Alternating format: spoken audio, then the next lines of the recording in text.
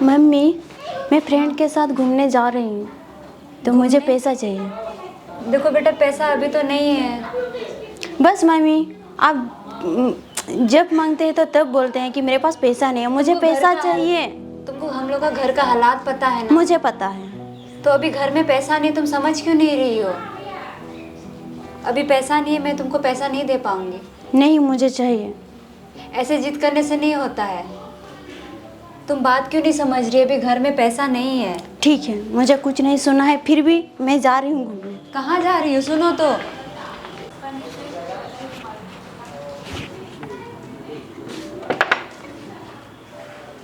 Mummy, मैं आ गई। Mummy को क्या हुआ? मम्मी, मम्मी आपको क्या हुआ? क्यों? रिमा अपनी दोस्त के साथ घूमने गई है। तो इसमें आपको क्या हुआ?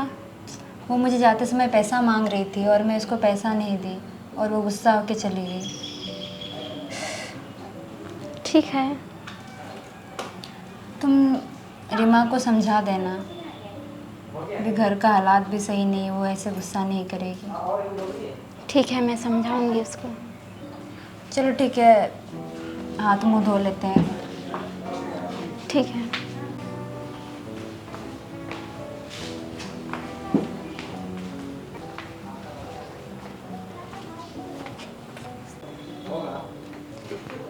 मम्मी, रीमा तुम कहाँ गई थी?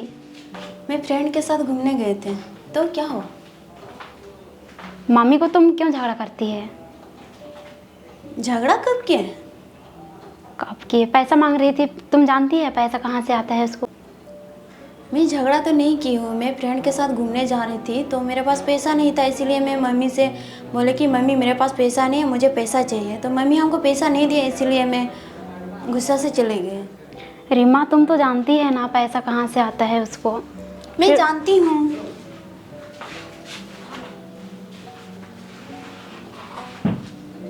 बैठो। मम्मी के साथ ऐसे झगड़ा मत करना। मुझे इसके बारे में जानने के लिए कोई ज़रूरत नहीं है। रीमा तुम तो जानती है ना पापा भी नहीं है, बस हम दोनों हैं और मम्मी है। मम्मी ही हमारे लिए सब कुछ है। मुझे उससे कोई फर्क नहीं पड़ता। जब भी मांगते हो तो मैं कुछ मेरा ख्वाहिश पूरा ही नहीं होता है। दीदी, मुझे ये सब के बारे में मत समझाइए। मैं छोटी नहीं हूँ, मैं सब कुछ जानती हूँ। रीमा तुम तो जानती है, अगर तुम ये सब बात जानती ना तो मम्मी के साथ ऐसे बेमतलबी बात नहीं करती, व्यवहार नहीं करती उसके साथ ऐसे। दीदी, मुझे इतना ही समझाइए। आपका बात सुनते सुनते ना मैं थक गई हूँ। रीमा तुम ना अभी नहीं समझ रही है। तुम मेरा बात क्यों नहीं सुन रही है? मैं समझा रही हूँ तो एक दिन देख लेना, तुम जरूर पछताओगी। ठीक है, मैं देख लूँगी।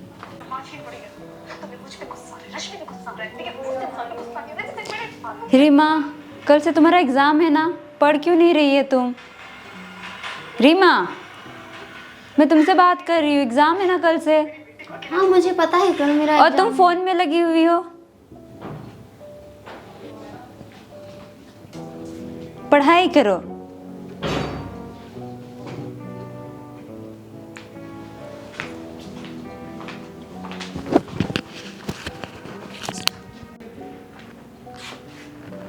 रीमा रीमा कल तेरा एग्जाम है ना? हाँ पता है कल मेरा एग्जाम। तो पढ़ाई करती ना और परमेश्वर पर विश्वास करती, प्रार्थना में लगे रहती। रीमा मैं तुमसे बात कर रही हूँ। हाँ तो मैं सुन रही हूँ ना, आपको जो बोलना है आप बोलिए, मैं सुन रही हूँ। परमेश्वर को समय देना तुमको बहुत जरूरी है। रीमा फ़ोन दो मुझे, कल एग्ज़ाम है ना तेरा। पता है दो। दीदी, नहीं देखते हैं। मुझे परमेश्वर के पास मेरा कोई भरोसा नहीं है और ना ही मैं प्रार्थना करूंगी। मेरा फोन दीजिए। नहीं दूंगी मैं, नहीं दूंगी। जाओ पढ़ाई करना जाओ, कल एग्ज़ाम है तेरा।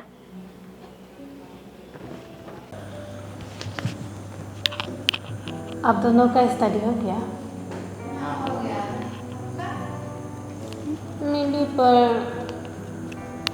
थोड़ा सा कंफ्यूज हो गया है। Hi friend. हाँ, आओ बेटा। कब में आए हैं आप लोग? अभी भी मेरे पास बैठे ना। ठीक है, मैं जा रही हूँ। अच्छा से देखो। ठीक है, मैं ठीक हूँ। तुम बता। Good morning sir. Thank you sir. अच्छा, आप लोग कैसे हो? एग्जाम के लिए प्रिपेयर हो गया? Yes sir. हम तो आप लोग को क्या बोलते हैं, एक बार देने वाले हैं, आप तो तैयार कर रहे हैं। चलो ठीक है, तब हम लोग शुरू करेंगे। अच्छा से प्रिपेयर करना, लिखो। हाँ, यस सर। सबको भी पास होना चाहिए, फेल होना नहीं चाहिए। हाँ,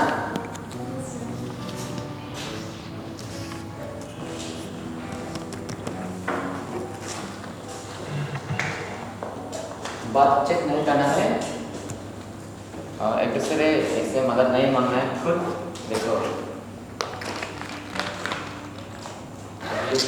समय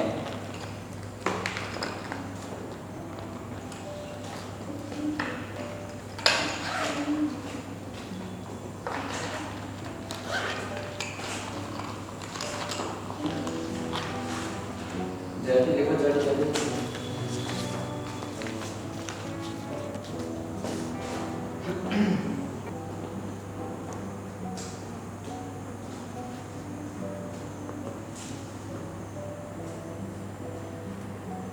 ईमान, तुम स्टडी नहीं किया है क्या? तुम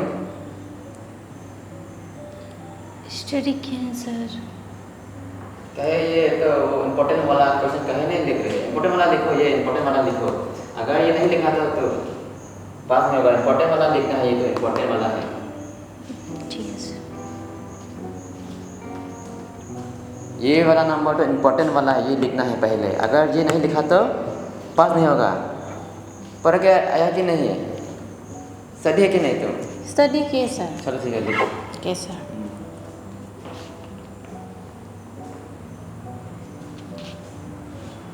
अच्छा, सीधा अच्छा से लिखो। हाँ, सुनिए, तुम कैसे हो? लिख रहे हैं? यस सर, लिख रहे हैं। जैसे लिखो, ये वाला इम्पोर्टेंट वाला। हाँ, ये वाला लिखना है। अभी समय कम है, अभी लिखो। 5 मिनट बाकी है, अभी जल्दी लिखो।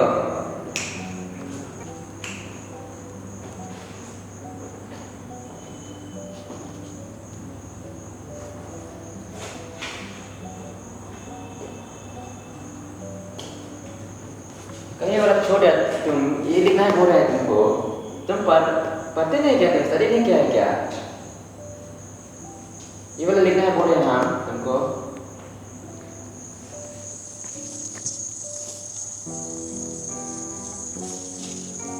Times up. टाइम अभी टाइम खत्म हो गया।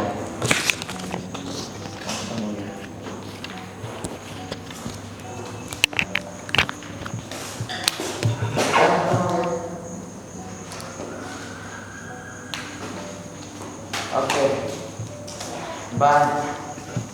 Thank you thank you sir. Sir.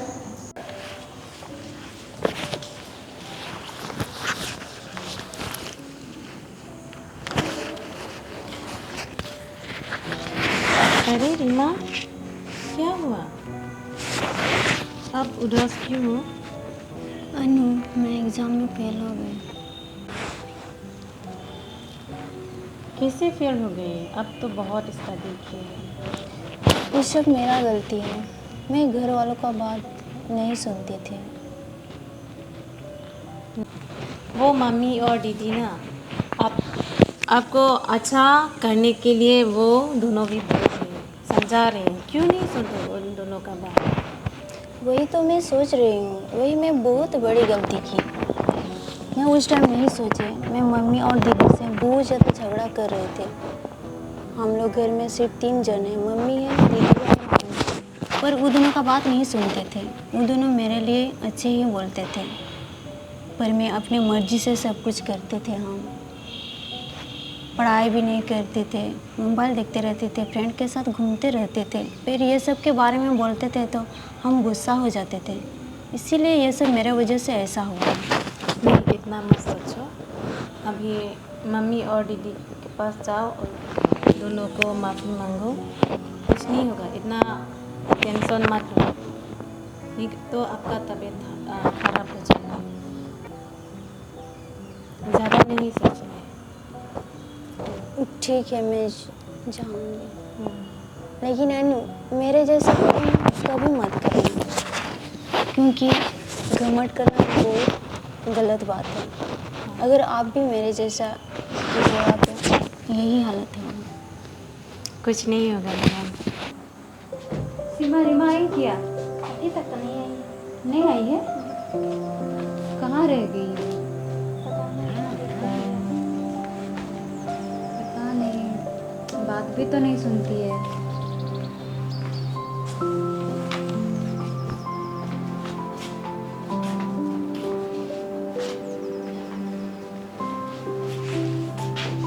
आ गई तुम? क्या हुआ तुमको?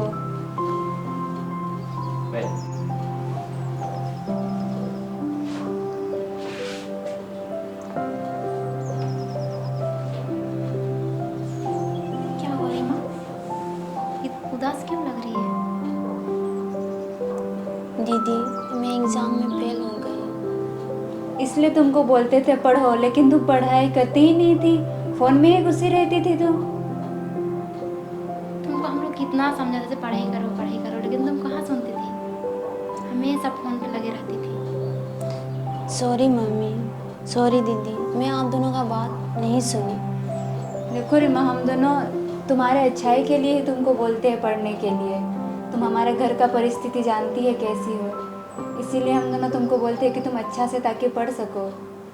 इसलिए हम दोनों तुमको बाहर जाने से भी रोकते हैं, पर तुम बात नहीं सुनती थी। मम्मी, मैं उस टाइम नहीं सोचे, पर मैं अभी सोच रही हूँ कि मैं क्या किया। अच्छा कोई बात नहीं, अभी जो हुआ उसको हम लोग कुछ कर नहीं सकते, पर हम लोग सब कुछ परमेश्वर के हाथ में दे सकते हैं। और एक बार ट्राई करना एग्ज़ाम लिखने का, और इस बार परमेश्वर से प्रार्थना करना और मन लगा कर पढ़ाई करना, सब ठीक हो जाएगा। ठीक है मम्मी। अच्छा हुआ, कम से कम दिमाग तो खुल गया कि पहले कैसे थे और अभी कैसे हो। कोई बात नहीं रिमा, जो होता है ना परमेश्वर अपनी योजना के अनुसार करता है।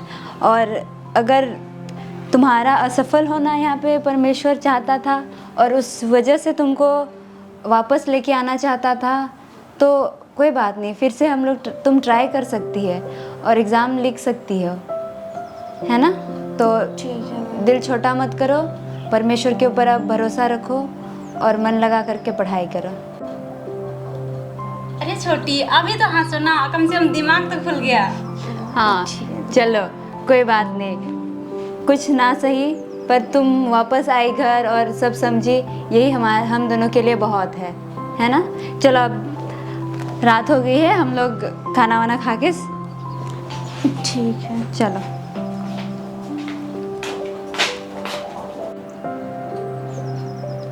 जय मसीह की दोस्तों।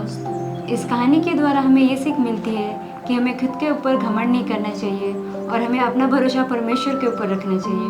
कई बार हम खुद के ऊपर भरोसा रखते हैं, घमंड करते हैं और हम परमेश्वर से दूर चले जाते हैं। इसलिए हमें खुद के ऊपर घमंड ना करके परमेश्वर के ऊपर भरोसा करना चाहिए। नीति वचन 3:5-6 में कहती है कि तू अपनी समझ का सहारा ना लेना, वरन संपूर्ण मन से पर भरोसा करना, उसी को स्मरण करके सब काम करना, तब वह तेरे लिए सीधा मार्ग निकाल लेता है। तो हमें आज प्रभु पर भरोसा रखें। और ऐसे इंटरेस्टिंग वीडियोस देखने के लिए हमारे चैनल TTC मीडिया मिनिस्ट्री को सब्सक्राइब करें, लाइक करें, कमेंट करें और बेल आइकन दबाने ना भूलें। धन्यवाद।